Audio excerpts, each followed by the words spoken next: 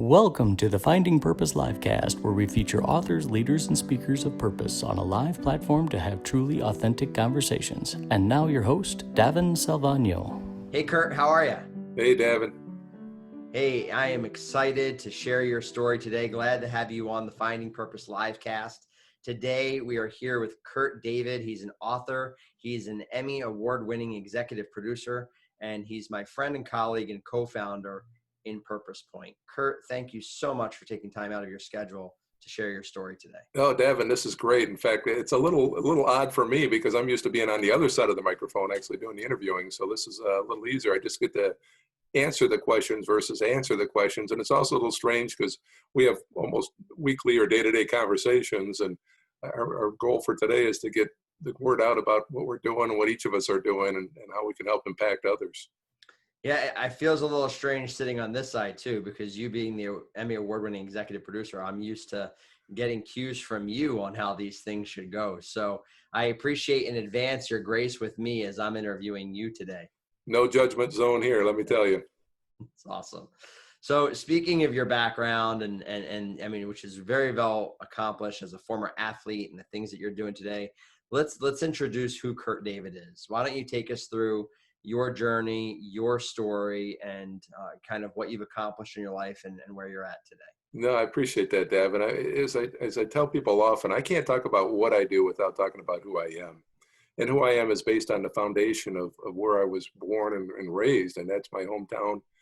There was 8 of us in one house, right? So imagine that, 8 of us in one house, and there was only one bathroom. And so early on in life, we learned that life wasn't all about us, right? We had to share one bathroom, getting ready for school, getting ready for church every week. And so that was one of the foundational things that you learn, is that it's not about you when you have to share one bathroom. The other side is both my parents, my dad was the director of social services for the county, and my mother was a teacher at a small private school. And so again, giving type industries. So they were always giving back, giving to others, looking to help others. And that was ingrained in me early on.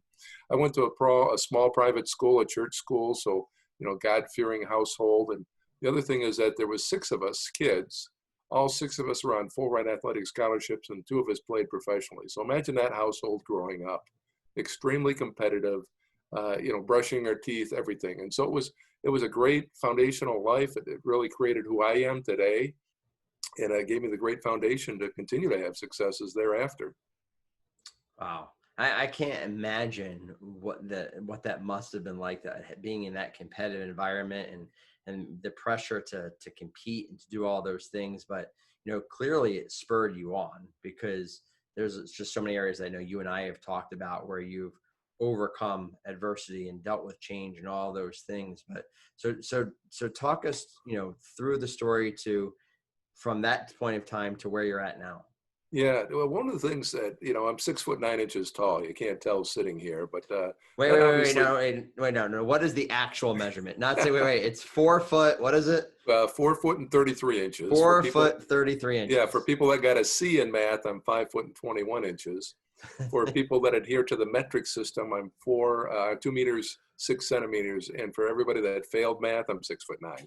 That's So awesome. the reason why I bring that up is that was formative for me, right? I mean, I had my biggest growth spurt between 7th grade and 8th grade. I was 5'11" in 7th grade, and by the end of my 8th grade year, I was 6'5", which was very, very painful because my body was growing so rapidly that the more active I was, the more pain I experienced.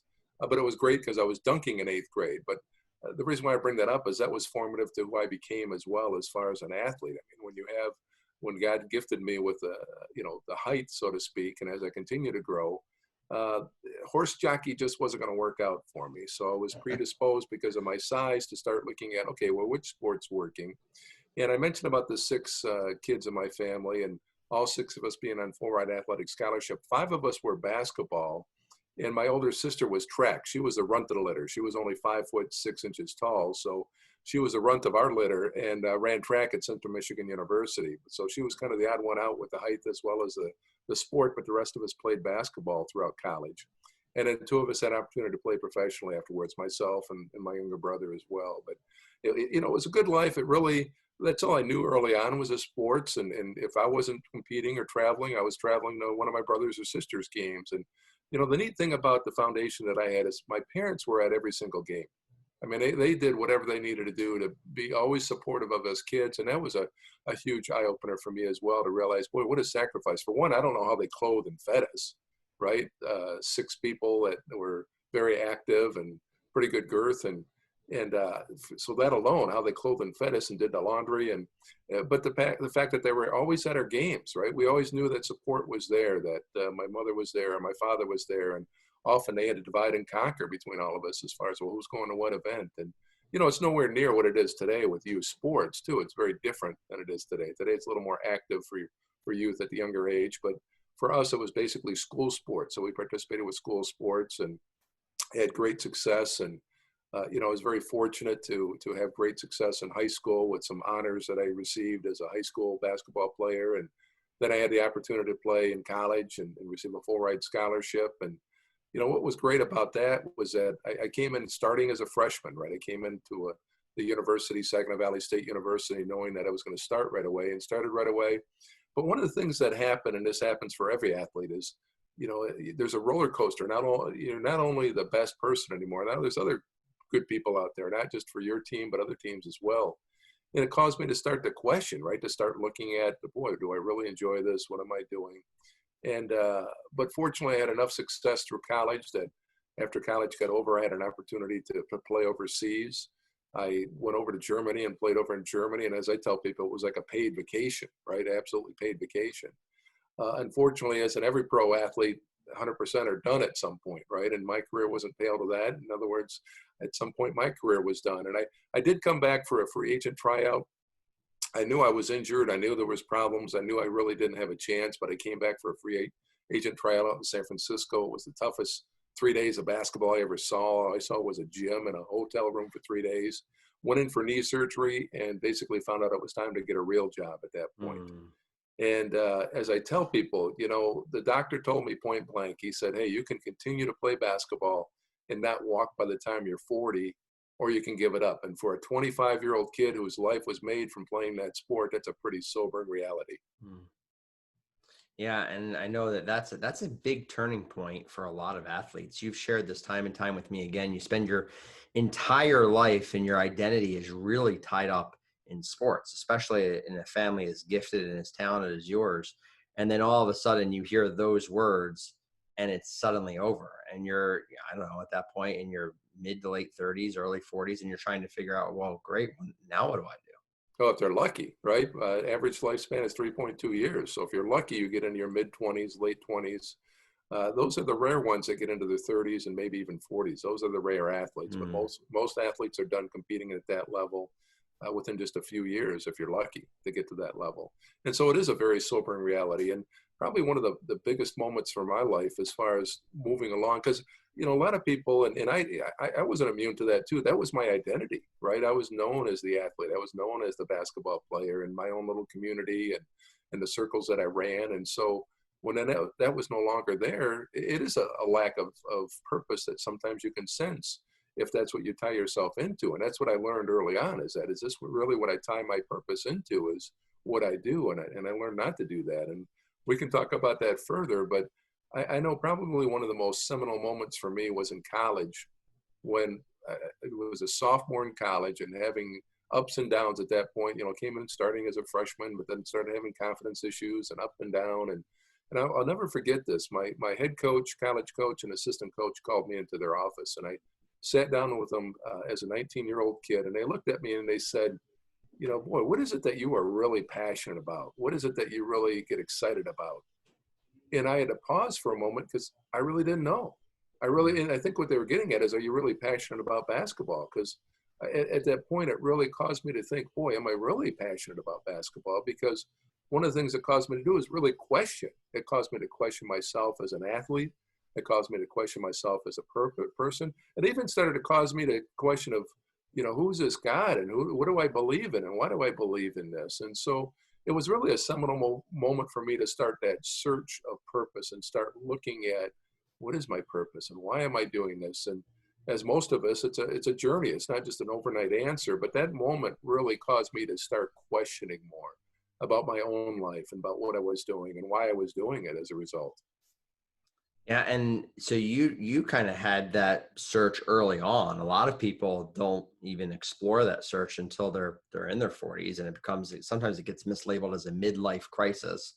Hmm. It's that talk that Bob Buford talks about in the book Halftime, which is on my shelf back here. But he talks about, we spend our whole lives chasing success when we were built to pursue significance. And you kind of came into that really, really early, which, when basketball was over, now you had to deal with change and rapid change. And you've built pretty much a career based even off of that concept. It's almost been the niche of your purpose, especially with other athletes who you've interviewed, which has turned into a series and a book. And so tell us a little bit about that. How have you kind of channeled that into, once you kind of found this purpose and what your giftings are, into how you realized, how do you deal with adversity and rapid change, and then helping others deal with rapid change? Yeah, that was a very sudden and rapid change in my life. I mean, for most athletes it is, and all of us go through change. It's not just professional athletes, but it really caused me to take a look at who I am. I mean, that year after I was done playing, I took a year off. It really was, I was very angry, to be honest, very angry and upset. And how could this happen? I'm 25, 26 years old and it's over. And I remember laying on my parents' couch following knee surgery thinking, this is it, this is that part of my life is over, and was really upset. And I took that year off just to kind of regroup and figure out what I wanted to do. And partway through that year, I got tired of being angry. I got tired of sitting around doing nothing. I said, boy, I need to do something. So I started going to graduate school. I figured I need to work on something and start getting some purpose back, and started working on a master's in counseling. And so I finished my master's in counseling and got into counseling, did that for quite a few years. But along that journey of doing that, I had an idea. I said, boy, wouldn't it be neat to sit down with other former professional athletes and hear about their life after pro sports, and more importantly, how they recreated their success after pro sports. And so that's what spawned the idea of my book, From Glory Days, was to sit down with 20 former Detroit Pistons, Tigers, Red Wings, and Lions, and interview them about life after pro sports, their transition. We talked about the glory days. We all have our glory days as athletes. But what about that transition? And more importantly, how did you recreate that success? So the book came out, and my motive for writing the book was to help other athletes. I thought, boy, if one other athlete can get this in their hands and helps them with their transition, that was my motive for writing the book. Well, it turned into so much more. It turned into a regional bestseller. I was doing about 60, 70 book signings in the first 6 months after it came out.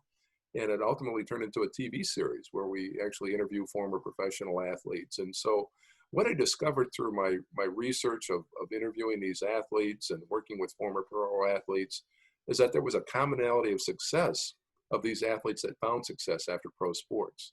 And what I discovered is that there was 5 things that they did consistently to help them find that success. And I've turned it into, I don't want to say an industry, but turn it into helping others now as a result that are dealing with transition.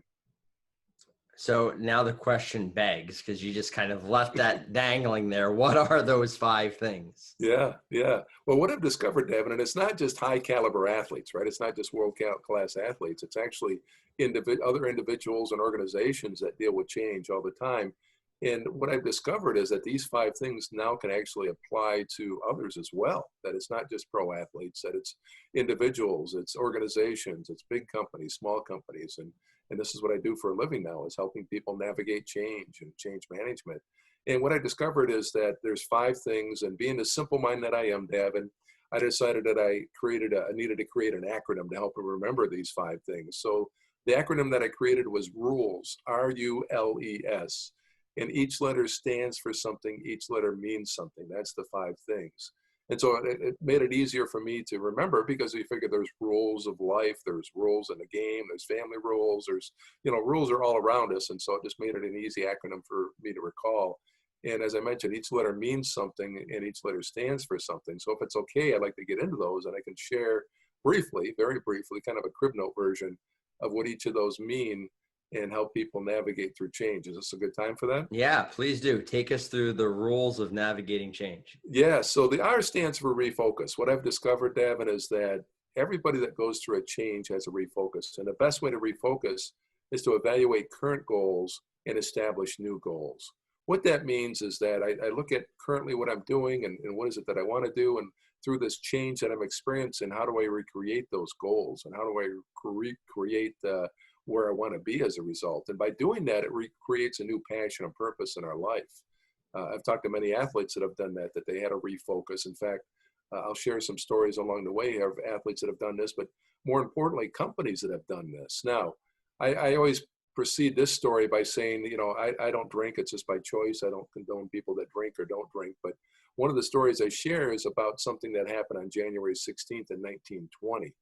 And for those history buffs out there, they might have an idea what that is, but most people, unless you study history strong, really don't know what that was. But on January 16th, 1920, a major event happened in the United States called Prohibition.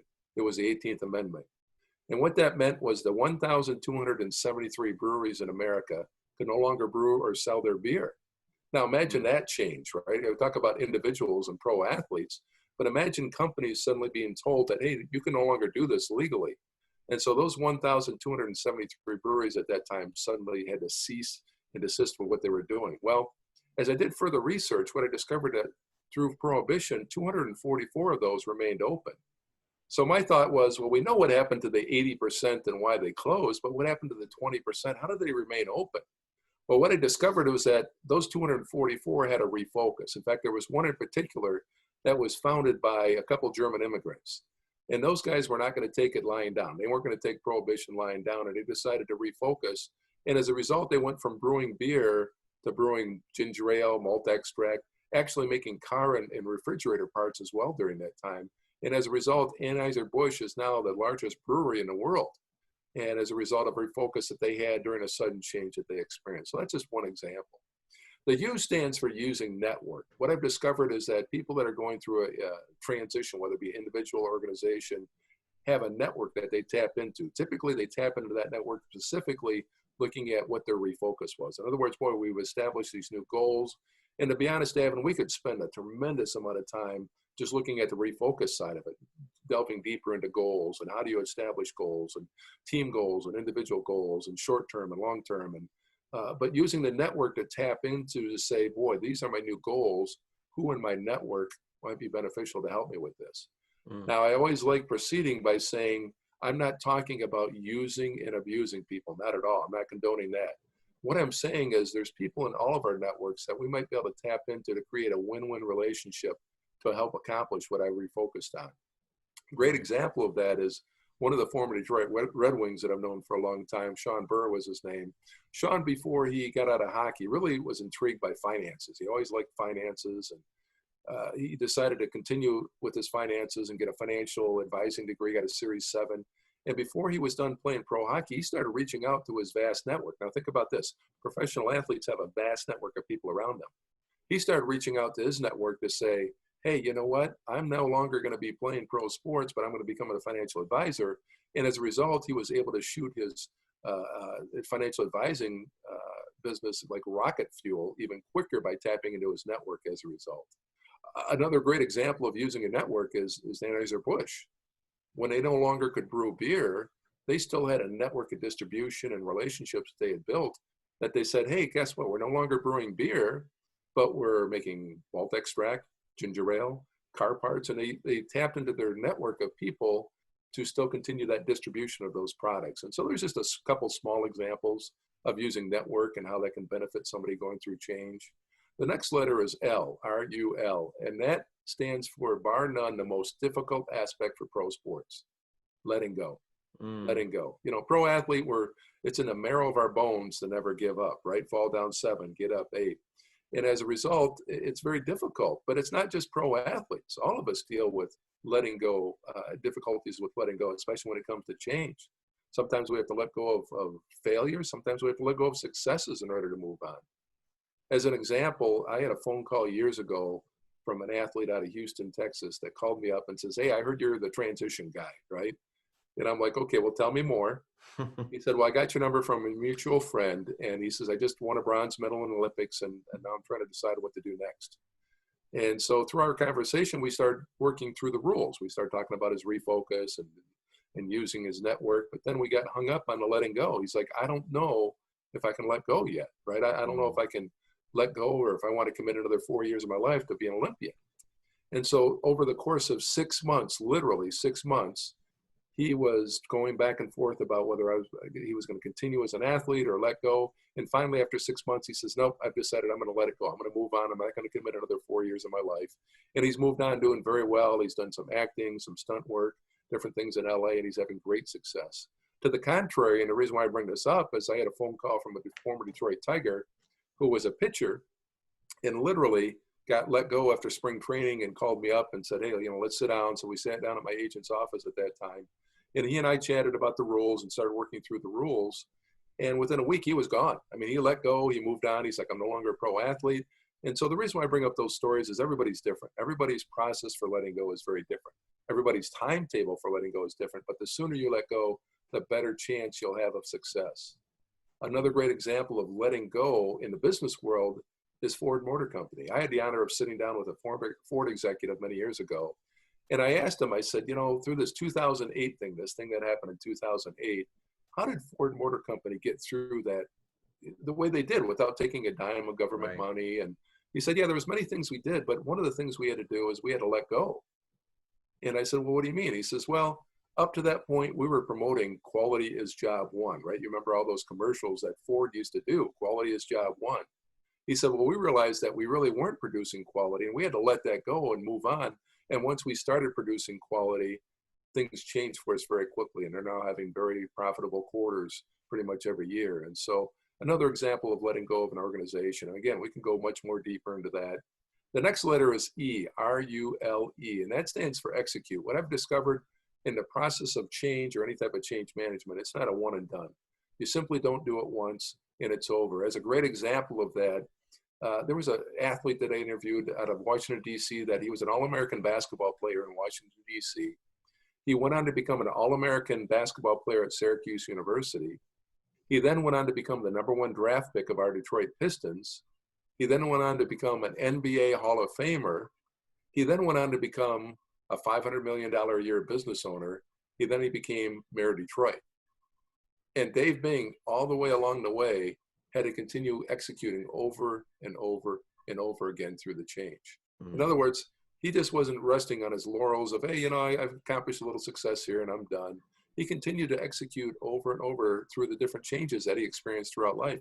In fact, to this day, Dave Bing is still giving back and helping with inner city kids and mentoring programs. So he still continues to refocus, use his network, let go and move on. And so that's a great example of executing. The other thing is that you might notice I'm a history buff, Davin.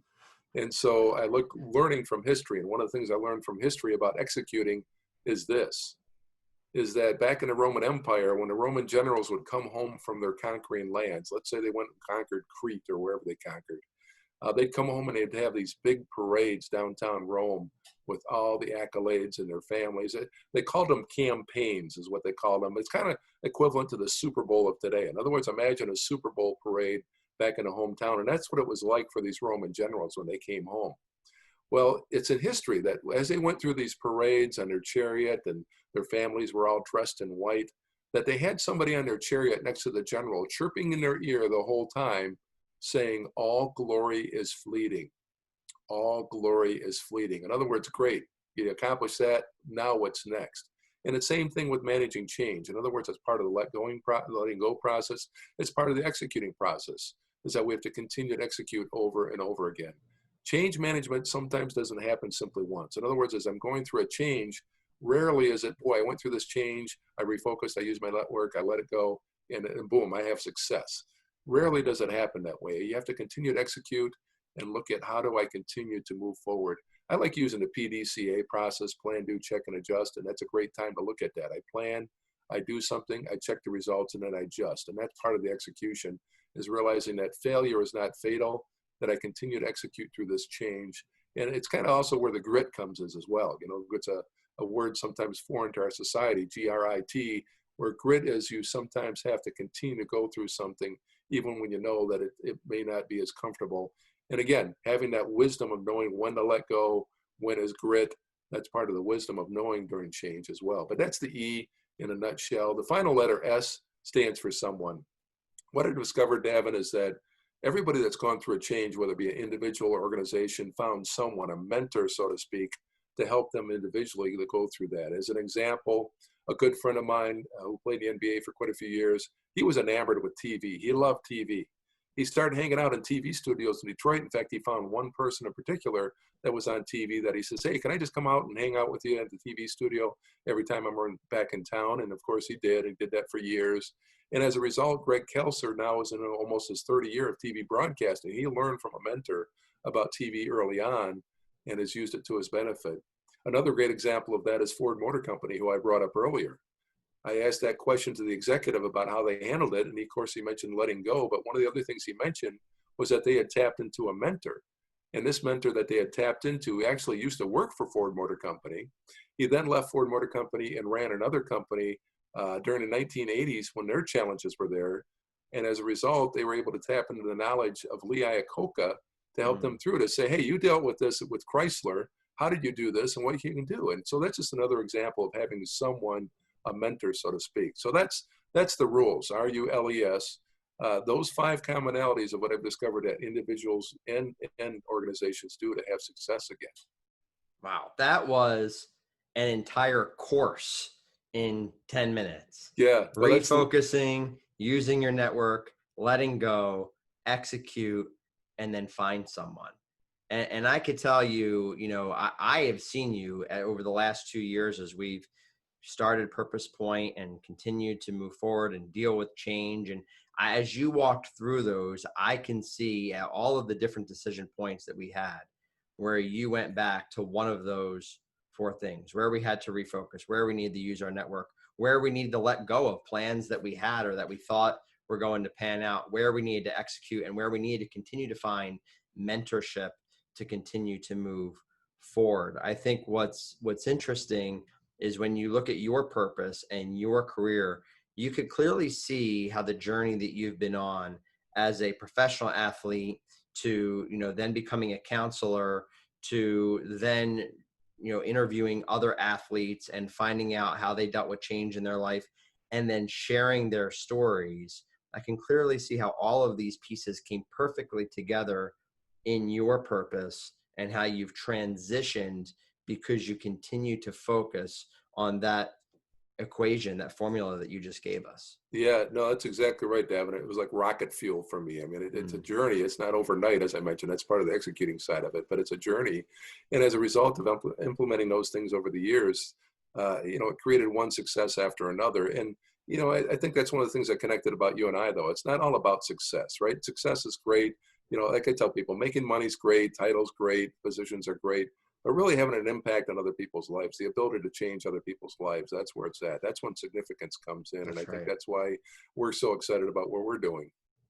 That's right. I mean, that's why we do this, right? I mean, purpose is really outward focus. What I love about you is that you share so many stories of other people, not of your glory days, of other people's glory days. And you're always trying to find a way for that story to help someone else. It's always about impact. It's about engaging, inspiring, but it's always about impact and that others focused mindset. I mean, even right now, as you're telling this story, we're dealing with a significant amount of change in our society today. And one of the things that a lot of people are having a hard time with is letting go of what their plans were for 2020. The things they thought they were going to accomplish, the things they had on our radar. I know you and I had a lot of me both. events, yeah, right? You and me both, yeah. But we had to let go and we had to deal with change. We had to execute and find others. And so that is just such a very valuable formula and mindset. And I know that your purpose personally, that for you, it truly is about significance in the lives of others. You are one of the most humble people that I know. And you're always constantly available to help in the lives of others. This purpose has been embedded in you since early days.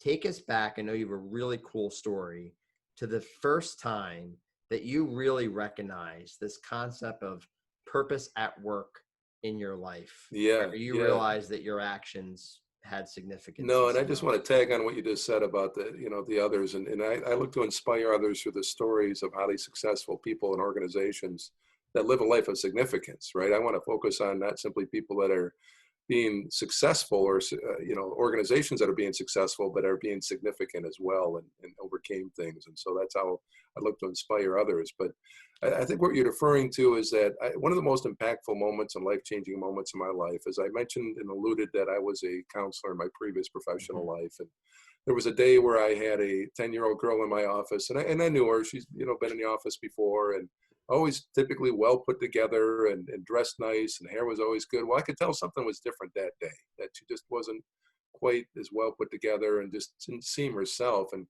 sure enough, as I delved further and asked further questions, I found out why, that she was really down, and in fact so down that she had talked about taking her own life. 10 years old. And being the wise counselor, I immediately started my risk assessment and started doing a systematic risk assessment, and discovered that no longer was she just having suicide ideation, but she had a plan and a date of when she was going to do it. So pretty far along. So needless to say, I got her mother in there, and we started talking further and explaining what was going on. But I asked the girl, this 10-year-old girl, a question that really, Davin, it's changed my life. It's changed my life since. And the question that I asked her is, you're 10 years old. What caused you to think this is what you wanted to do? And the answer she gave me was, I felt like I had no other options. I felt like I had no other options. Well, you can bet that I gave her and her mother many other options. And in fact, she's doing very well to this day. But from that moment, I was resolved to help others find options. In fact, I'm resolved for the rest of my life to help others find options. But it's not just me. It's just not me helping others find options. What I discovered is that everybody can help others find options. And that's what I'm purposed on as well right now. It's not just myself providing options for other people, but empowering other people to use the options that they have to be able to help other people find options. And so, powerful story, powerful impact, and it literally has changed my life and kept me focused on my purpose on this earth, which is to serve God and serve others. I think that's incredibly, I know that is incredibly important. Every single person has a purpose. Every single person matters. We were all created for something, even if it's only impacting one other person. I always talk about how everyone wants to be a Peter and no one really wants to be an Andrew, right? Peter, became obviously wildly famous and because he reached so many people. But the reality is that Peter was introduced to Jesus through Andrew. Andrew just had to introduce Peter, just one person. And then that led to tremendous impact. And so the idea is there that we all have an opportunity to just reach one person.